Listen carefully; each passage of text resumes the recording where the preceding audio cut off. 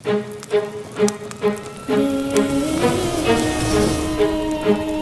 MMA India Show.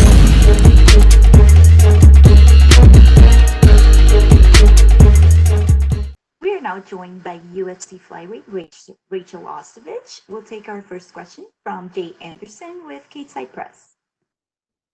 Thanks very much. And Rachel, welcome back. I'm going to start with a light one.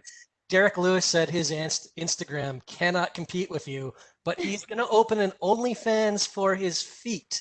How do you think he'll do? Oh, you know what's funny? I just finished talking to him in the next door over. So that's really funny. I'm gonna have to ask him about that and get, the discount codes for all of that.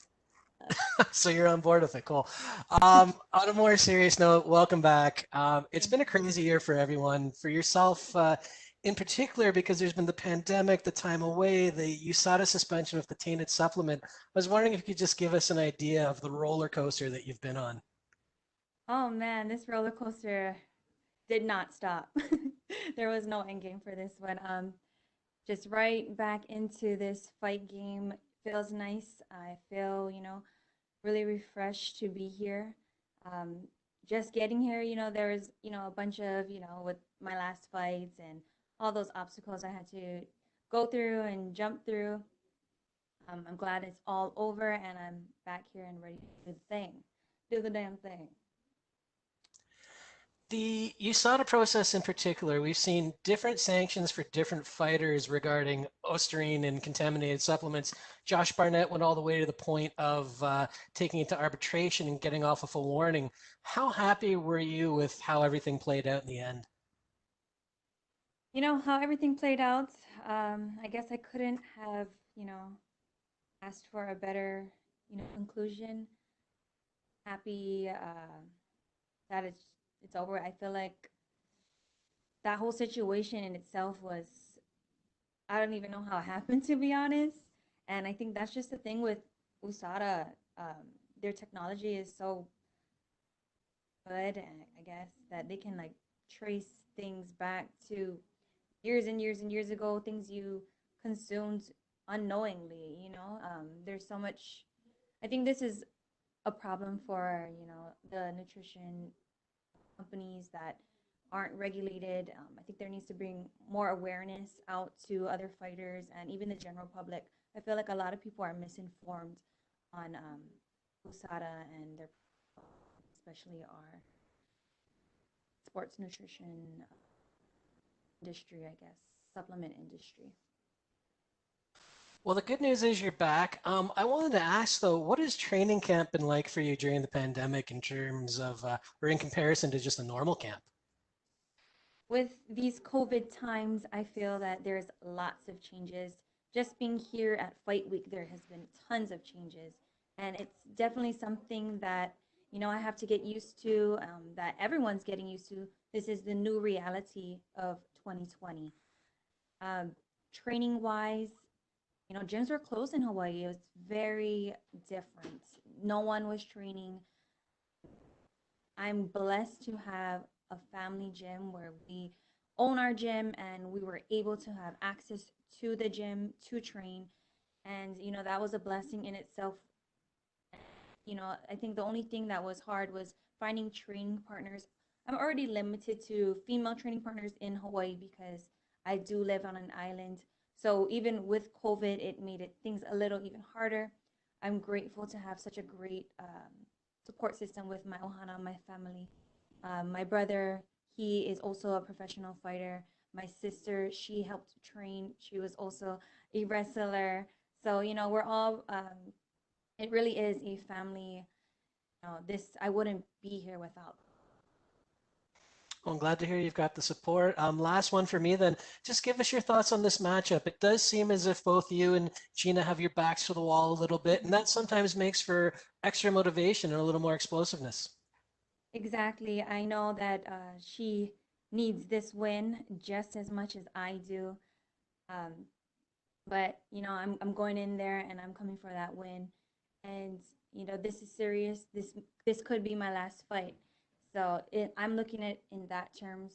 I've had a really great, you know, despite the COVID and all those circumstances, I've had a really great training camp. So I'm feeling really good going into this fight. And All right. Well, thanks very much. Looking forward to it this Saturday.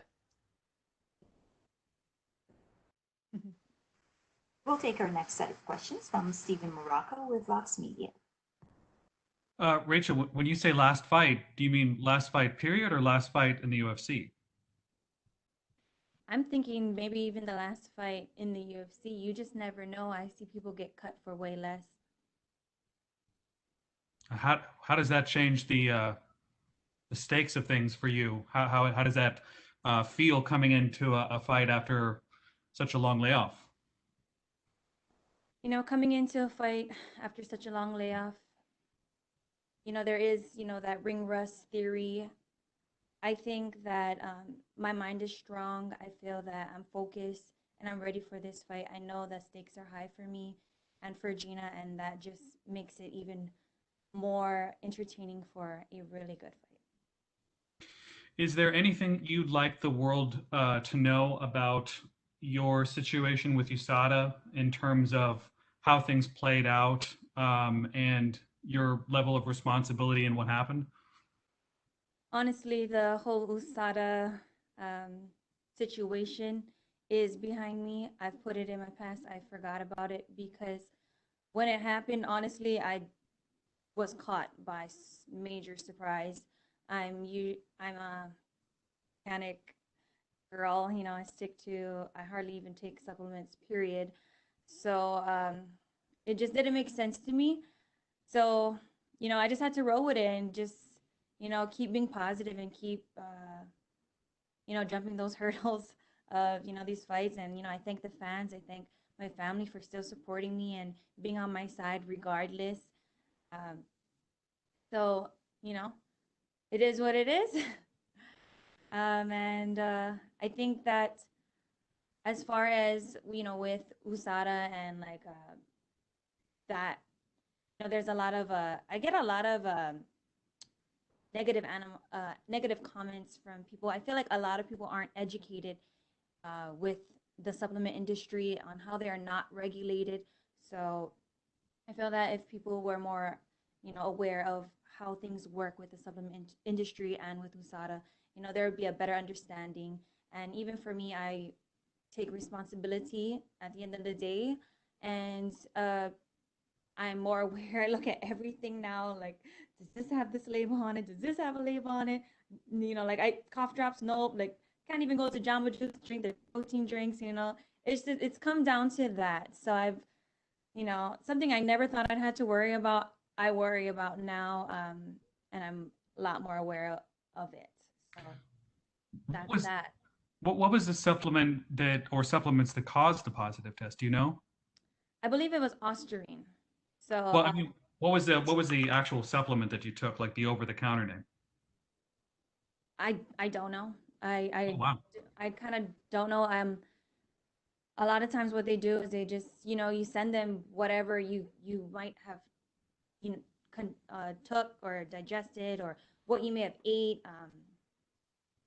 and you know, they make you like jot it down, like what was your food diary, what did you eat from this, and to go back and think maybe 2 months ago, what did I eat on this day, this day, this day, you know, it's almost impossible. I think I'm not a fan at all of the whole thing. I do appreciate that they keep the fighters safe and, you know, there's no steroid use, but there is like fine lines where they need to just to. The last one for me. What do you think of? Oh, I'm sorry. Last one for me. What do you think of Paige VanZant's transition to bare knuckle boxing? I think that's great. If that's something that she wants to do and that's something that she wants to pursue, then I support her. Is that something you've ever considered? Someone has reached out to me to do that. I think even before, maybe like 2 years ago, they reached out, and that's not something that I would want to do at the moment or even in the near future. I love where I'm at and I want to stay here.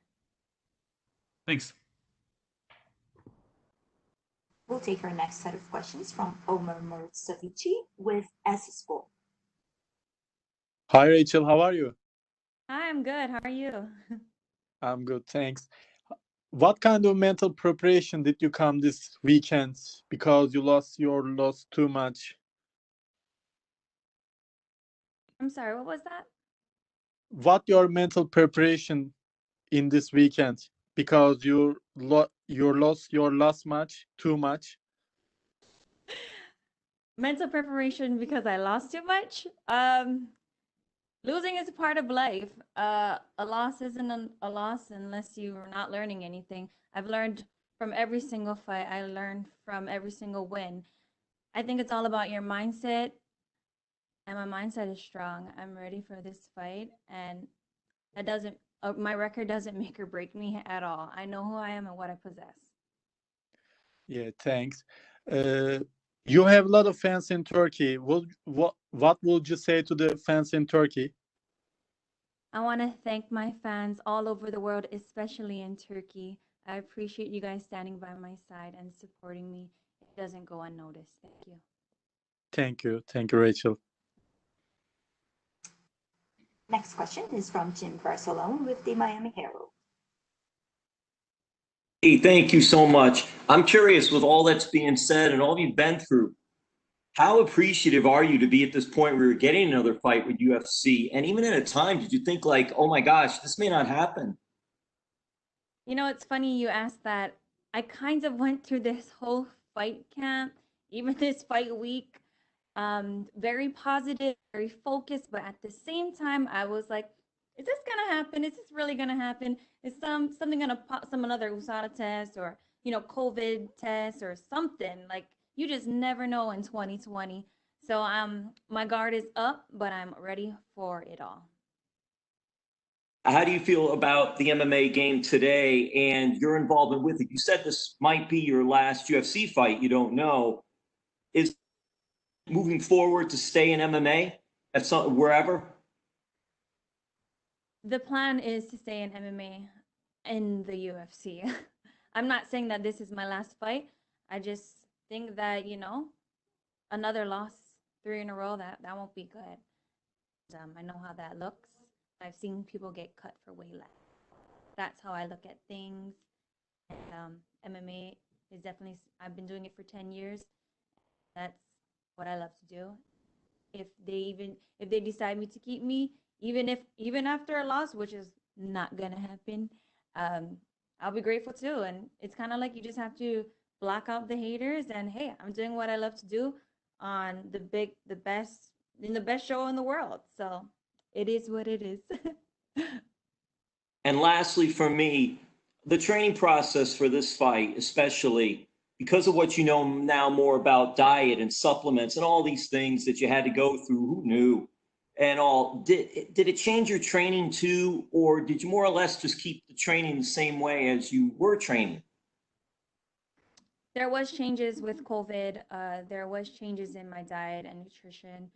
I basically didn't take any supplements, very minimal. I didn't want to chance really anything. Even with my eating, I mostly prepared all my food just in case. Very, very strict on what I consume. Thank you so much. All the best. Thank you so much. That's all the time we have for you today, Rachel. Thank you. Mahalo. Hey guys, this is Praveen the Boss. Thanks for watching our video.